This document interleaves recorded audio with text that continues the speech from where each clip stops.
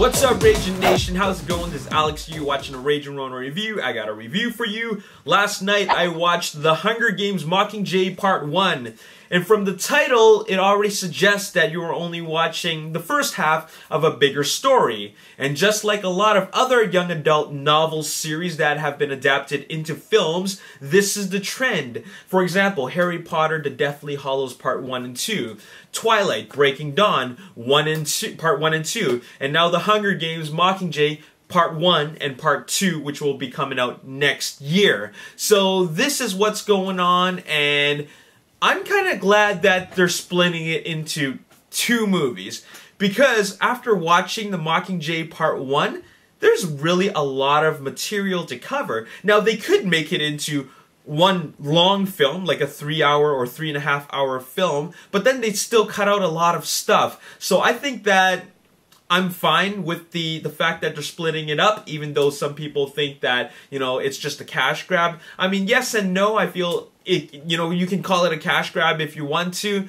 but at the end of the day, there's a really big story to be told here, and it is a very grand story, because once you look at the scope and scale of this film, it is big. Now, one thing that is very different from Mockingjay in the first two films is that they have taken the Hunger Games out of the Hunger Games. You know what I'm saying? Because what made the first two films great, The Hunger Games and Hunger Games Catching Fire, is The Hunger Games itself. The arena, all the action that took place in the arena is what made those two films great and intense and action-packed. Now, in The Hunger Games Mockingjay, they've taken the story to a whole nother level, because they have taken the Hunger Games out of the Hunger Games, and there's no more arena sequences. What we have instead is that it's no longer about this conflict of surviving the Hunger Games. The conflict is political. It's all political. It's about the resistance versus the capital.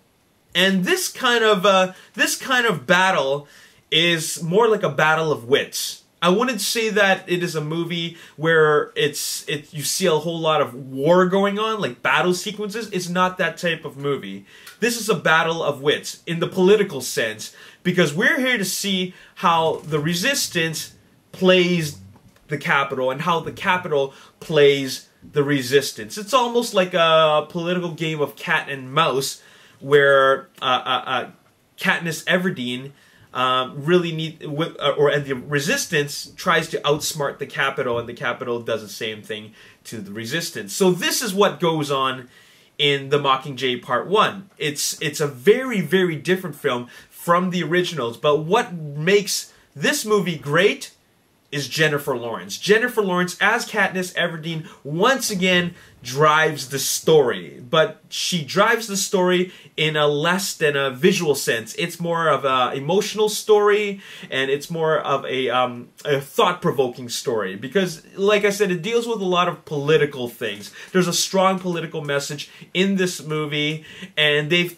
taken a lot of things that we found exciting in the first two films and replaced them with more political intrigue and emotion. Okay, so that's what's really great about this film. Now, what is also great about the film is not only Jennifer Lawrence's superb and fantastic performance, but also the supporting cast. We have a very solid supporting cast here. We got Jeffrey Wright, Philip Seymour Hoffman, Julianne Moore, and then a whole bunch of other new characters that are being introduced, as well as characters that we have seen previously who are brought back into the third film.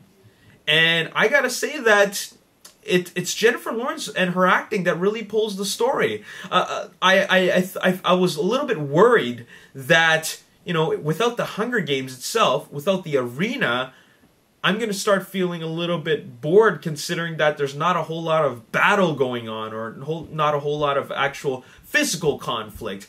But I was actually quite intrigued by the emotional conflicts and the political conflicts that are going on. It's actually a very, very different movie, but I still think that all the intensity is there, all the thrills are there, and we really see the emotions in this movie, the emotions that are not just going through Jennifer Lawrence, or rather Katniss Everdeen's character, but also the other supporting characters who are on her side.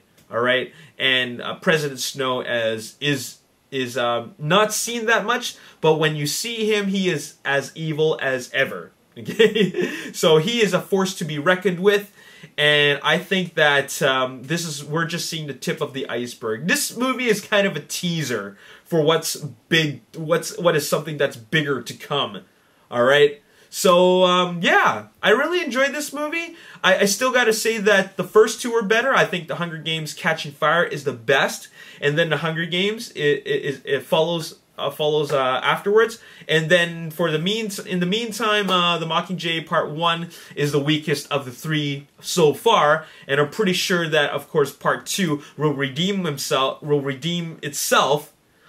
with the big battle sequences and also the actual rebellion that we're going to see. We didn't actually see a rebellion. We're seeing like the beginnings of a rebellion, but we're not actually seeing the rebellion itself because they're saving that for Part 2. Now, another thing that I gotta mention that's great about a movie that's split into two films is that in some other movies where they split it into several installments or several parts, even though it's just one big story, I find that some other movies, they do it poorly, as in they don't really have a beginning, middle, and an end. They don't actually have like a progression towards a larger climax. In A Hunger Games Mockingjay Part 1, it actually does that, okay? But it's not like a very, like a visual climax. It's more like an emotional climax. And I feel that it does it in a very satisfying manner. I mean, of course, a lot of these types of films which have been split in two or even three, it can make you feel two ways. It can make you feel annoyed where you're like, oh, why you gotta end it like that in a cliffhanger?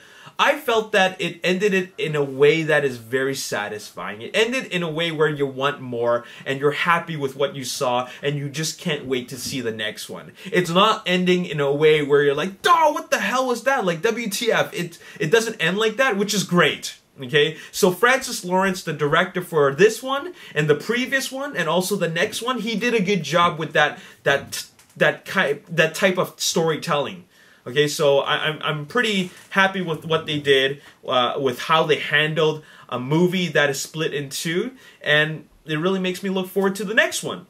So there you have it. That's all I gotta say in this video. Once again, this movie is very different from the first two, but it is the character of Katniss Everdeen that drives the story so well, which keeps it very, very intriguing. I'm gonna give this movie an 8 out of 10. Now, I gave The Hunger Games: Catching Fire a 9.5 out of 10, and I also gave the first Hunger Games a 9 out of 10, so this one's gonna be lower. I'm gonna give it an 8 out of 10, but it's still a very superb film. Okay, and I can't wait for Mockingjay Part 2, which comes out next year in November of 2015. And that's all I gotta say in this video. As always, if you enjoyed this review, hit the like button, subscribe to the YouTube channel, like me on Facebook, The Ragin Nation. Also follow me on Twitter, @Ragin Nation. My name's Alex. Thanks for watching. I'll see you next time. Peace. Villain to appear in both Captain America: Civil War and also Doctor Strange. Now, he will be playing a villain. Now, and